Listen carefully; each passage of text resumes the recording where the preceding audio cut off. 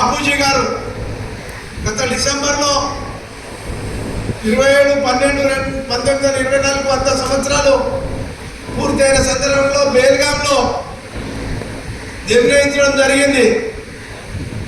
100 సంవత్సరాల ఉత్సవం మనం చేసుకోవాలా.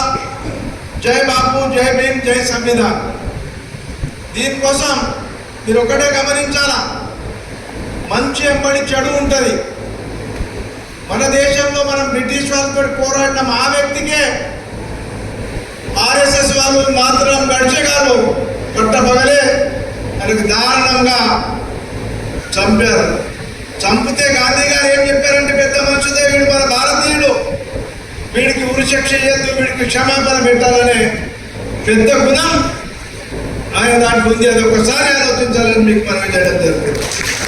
మరి ఈరోజు బాబాసాహెబ్ అంబేద్కర్ రాసిన రాజ్యాంగం ప్రకారమే బాబాసాహెబ్ అంబేద్కర్ ఏమన్నారంటే, మరాఠీలా శిఖా సంఘర్ష్ కరా సంఘటిత. ఇప్పుడు మీరు పాస్కిర్ తాండ వాళ్ళందరూ సంఘటితమైన ఒకటేసారి మాకు డబ్బులు తినాలని. ఇట్లా మీరు యూనిటీ అయితే ఎవరు కూడా భయపడతాడు. ఎమ్మెల్యే భయపడతాడు, మంత్రి భయపడతాడు, గవర్నమెంట్ భయపడుతుంది, ఎస్ఐ భయపడతాడు, అందరూ భయపడతాడు. ఎప్పుడైతే మనకు నష్టం జరిగితే మనం తిరగబడాలి.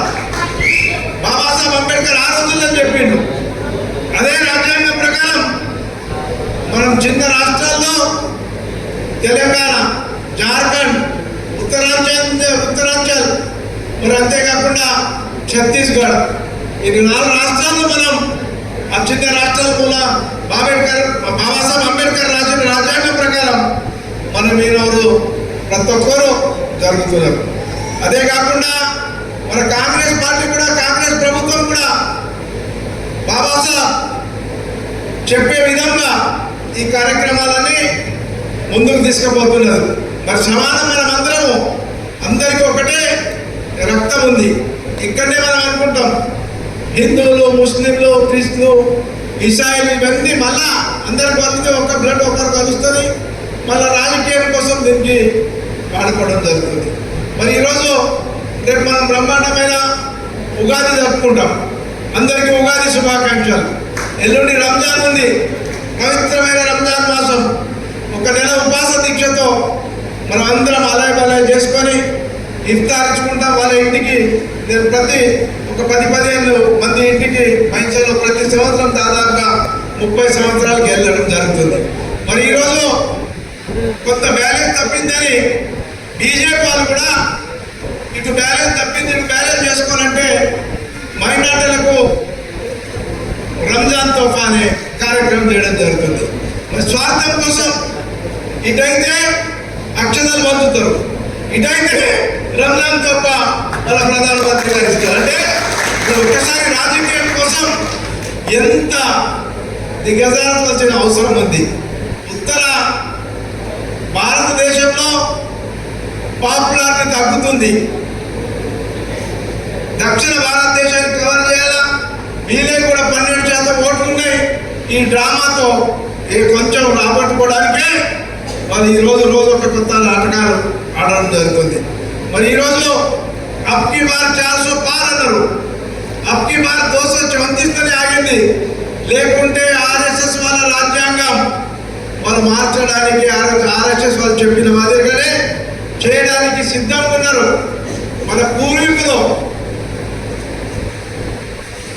గాంధీ గారు, అంబేద్కర్ గారు, నెహ్రూ గారు, మోతీలాల్ నెహ్రూ గారు, సర్దార్ వల్లభాయ్ పటేల్ గారు, అబ్దుల్ కలాం ఆజాద్ గారు వీరు చేసిన కృషికి ఫలితంగా దేవుడు వీళ్ళ పక్షాన మన పక్షాన నుండి వాళ్ళకి 400 పార్ కార్యాలయం 234 మీదనే ఆపడం జరిగింది. ఈరోజు ఇటీవల పరిణామం రాజ్యాంగ స్ఫూర్తిని దెబ్బతీసే విధంగా 10 ఏళ్లలో జరుగుతున్నదని రాహుల్ గాంధీ గారు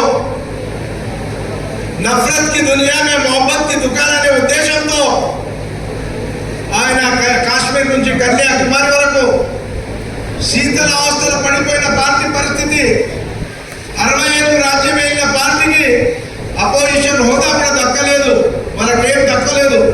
రాహుల్ గాంధీ కుటుంబం నెహ్రూ గారి బట్టలు లండన్ నుంచి ఇస్త్రీ వేస్తుండే. వాళ్ళు మొత్తం ఫీడింగ్ చేసి వీళ్ళందరినీ గాంధీ గారు ఎప్పటి దేశం స్వాతంత్రం కోసం ఏదానికి కూడా మనకు డబ్బులు అవసరం. ఇలా మనం ఈ ఆర్గనైజేషన్ చేస్తాం, సత్రం చేయబడుతుంది, భోజనం పెట్టబడుతుంది.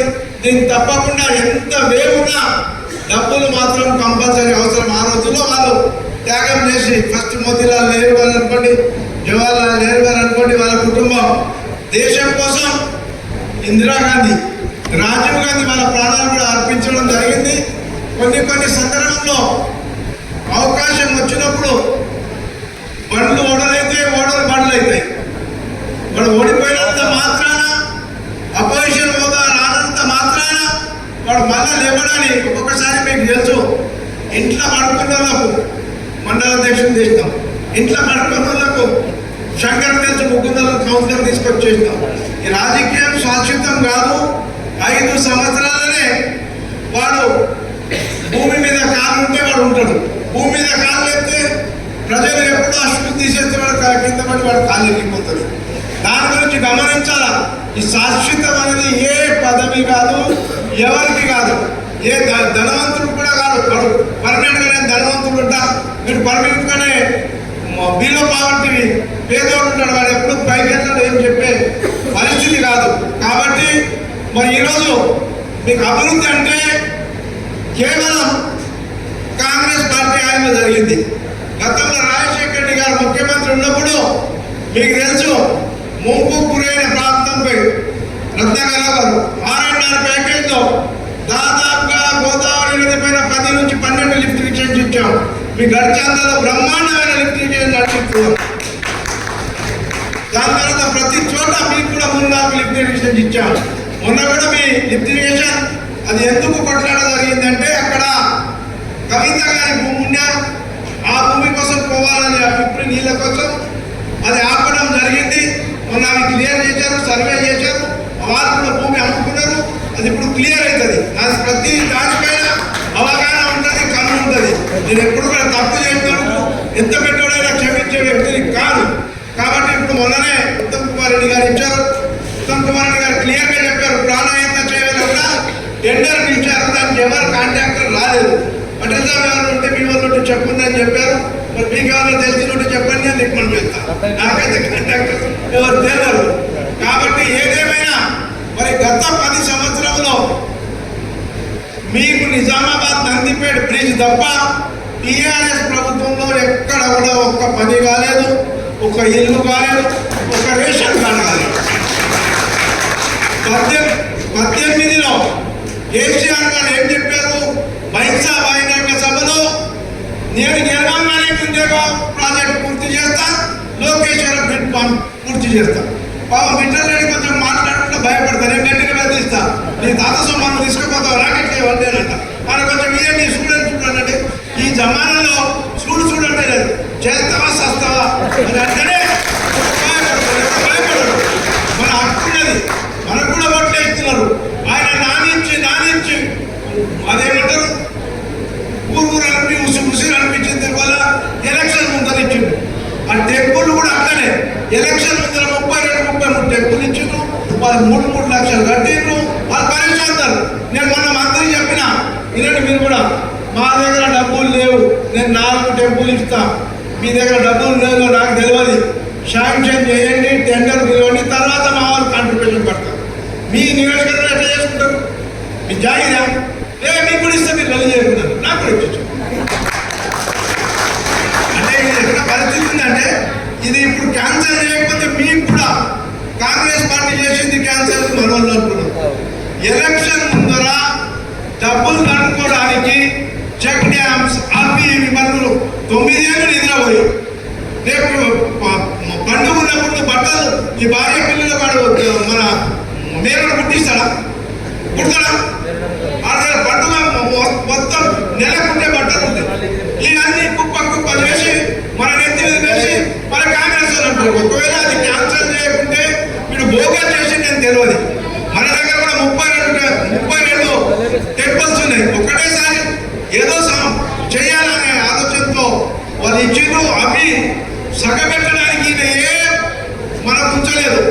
మీకు తెలియదు, ఉద్యోగస్తులకు రిటైర్మెంట్ బెనిఫిట్ 9 9,000 కోట్లు బాకీ పెట్టిండు. మామూలు మంచిగాడు కేసీఆర్ అని ఇటువంటి చాలా చేసిండు. రైస్ మిల్ల మీద లోన్ తీసుకున్నాడు 54,000 కోట్లు. ఈ రైస్ మిల్ల పరిస్థితి ఏమిటి? నేను దాన్ని ఎమ్మడబడ్డానికి కొంతమంది ఆఫీసర్లు సస్పెండ్ అయ్యారు, ఇంకా సస్పెండ్ అవుతారు. రెవెన్యూ రికవరీ యాక్ట్ అవుతుంది. మన వాళ్ళకి అందరినీ చెప్తున్నా, మన పార్టీకి చెడ్డ పేరు వచ్చే విధంగా ఎవరు కూడా రైస్ మిల్ల వాళ్ళకి సపోర్ట్ చేయకండి. వేదిక ఉన్నారు మీకు నిజామాబాద్ నుంచి మీకు చెప్తా. షకీల్ గారి గురికి పట్టించుండు మన సుధాసి పారిపోయాడు. అందుబాటులో నోటీస్ చేసి ఇప్పుడు నేను జరిగి తీసుకొస్తాను, వెళ్ళిపోతాడు. గవర్నమెంట్ సభకు అక్కిస్తాను, అక్కకుండా పోతుందా? నేను గట్టిగా ఉన్న చెప్తూ ఉత్తమ్ కుమార్కి 4 సస్పెండ్ అయ్యాను. 22 ఎకరాల భూమి కూడా చేసాను. 16 మంది కూడా కేసులు కూడా పెట్టుకున్నారు. మనం మన జవాబుదారితనం ఏంటే, మన బాధ్యత అంటే మనం పెద్దోళ్ళకి తిననీయద్దు, పేదలకి చేయాలి. సోనియా గాంధీ గారు ఆలోచించి మరి బీజేపీ ప్రభుత్వం 16 లక్షల కోట్ల అప్పు పెద్ద పెద్దోళ్ళకి 2 సార్లు ఆపేసింది. చిన్నోళ్ళకి లాక్తోలా చేయాలంటే వాళ్ళ చేతులు ఆడది, వాళ్ళ చేతుల పేరు నడవదు. అది ఆలోచించి 6 గ్యారెంటీలు సోనియా గాంధీ గారు చెప్పారు. 6 గ్యారెంటీలో తప్పకుండా మనం అమలు చేస్తున్నాం.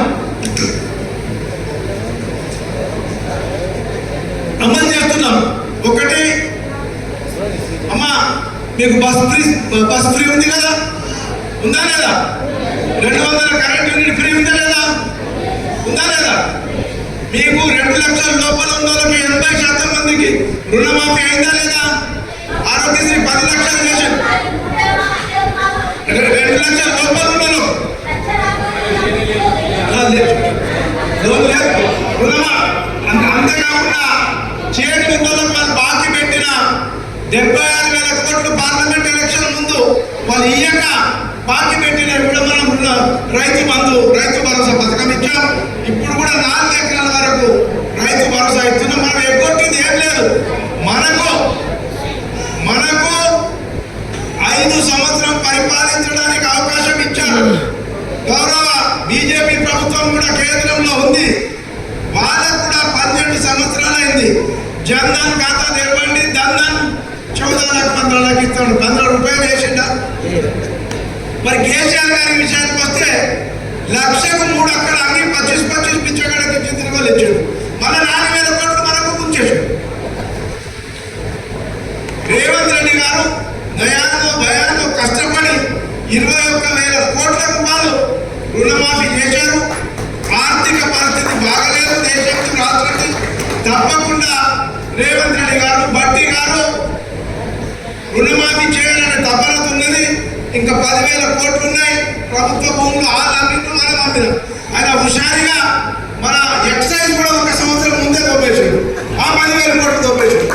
మన అవుటర్ లీగ్లో కూడా అమ్మేసాడు. ఏముంచాలి నాకు చిప్ప చెప్ప ఇచ్చిండు దేవభిక్ష అనే మాదిరిగా. అయినా కూడా వీళ్ళకి నిద్ర రాకుండా మీ సమస్యలు తప్పకుండా ఆయన తీర్చాలనే సోనియా గాంధీ గారు ఆమె త్యాగశీలి. 2 రాష్ట్రాల్లో అధికారం కోల్పోయిన తర్వాత కూడా ధైర్యంగా నిలబడి, భర్త చనిపోయిన తర్వాత పిల్లలకు చిన్న ధైర్యంగా కాపాడి, అప్పుడు వాజ్పేయి గారికి అగ్నేసిగా కొట్లాడి మన మన్మోహన్ సింగ్ గారికి ప్రధానమంత్రి నుంచి వాళ్ళు తీసుకోలేదు. ఎందుకోసం వాళ్ళు త్యాగం చేసిన త్యాగం నుంచి వచ్చిన కుటుంబం. మరి ఈరోజు బీజేపీ వాళ్ళు కేవలం మతం ధర్మం గురించి రెచ్చగొడతారు. ఇప్పుడు నాకు కూడా కొంతమంది ఆర్ఎస్ఎస్ వాళ్ళు వస్తారు, మిత్రులు ఉంటారు. అది ఏమైనా మీరు మాతో వాళ్ళు వచ్చింది ఏమై సోపాయిస్తున్నారంటే ఇక పడేసారి మా మోడీకి కూర్చోలేదు, మేము వెళ్ళిపోతాం అంటున్నాను. మాతో నేను డైరెక్ట్గా మాట్లాడతాను, నేను చర్చిద్దాం, డిబేట్ పెడతాం అంటే అంతగా పోనీ మాకు కూడా కరెక్ట్ లేనటువంటి పరిస్థితికి వచ్చింది. ఏదేమైనప్పటికీ మీరు కాంగ్రెస్ పార్టీకి బదనాం చేయకండి. టీఆర్ఎస్ వాళ్ళు డబ్బులు లేకుండా అనవసరంగా ఓట్లు దండుకోవడానికి అనవసరంగా శాంక్షన్ ఇచ్చి మన ఓట్లు దండుకొని, మరి మీరు నేను ఇప్పటి కూడా వీడియో చూద్దాం. పత్రికా సోదరులు 18లో ఏమన్నాడు? గెలగానే అన్ని మీరు చెప్తుంది, గెలగానే కూడా చెప్పు గెలిచి మళ్ళీ 24 ఎలక్షన్ వచ్చినప్పుడు ప్రొసీడింగ్ ఇస్తే అది అయ్యేది కాదు, పోయేది కాదు. మరి వాస్తవం మనకు విద్య అవసరం ఉంది. గత 10 సంవత్సరంలో 6 మన ఎస్ఆర్ఎస్పీ 30 గ్రామాలకు మనం చేసే రోడ్లే ఉన్నాయి. తర్వాత ఎవరు ఇవ్వలేదు.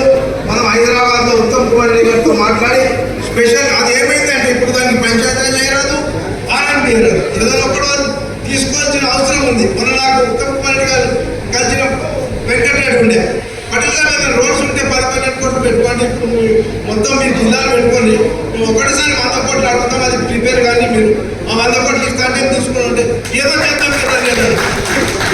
నేను ఒకటి ఈ 100 కోట్లు అయితే పోతే ఒక 65 లక్షలు ఈ తొందరంటే ఆ రోజు జీవో ఇచ్చేసి ఒక వారం ముందు టెండర్ కూడా అవుతుంది, అది ఎసెన్షియల్ రోడ్ ఉండే. నేను ఇప్పుడు ఏ వద్ద మేము ఒక దోసాలుగా ఒప్పుకుంటాం, బీజేపీ వాళ్ళకి ఎమ్మెల్యే గెలిపించుకుని ఆయన ప్రయత్నం చేయండి చూద్దాం, ఆయన ఇప్పుడు కానప్పుడు మనం చేద్దామని నేను చెప్పడం జరిగింది.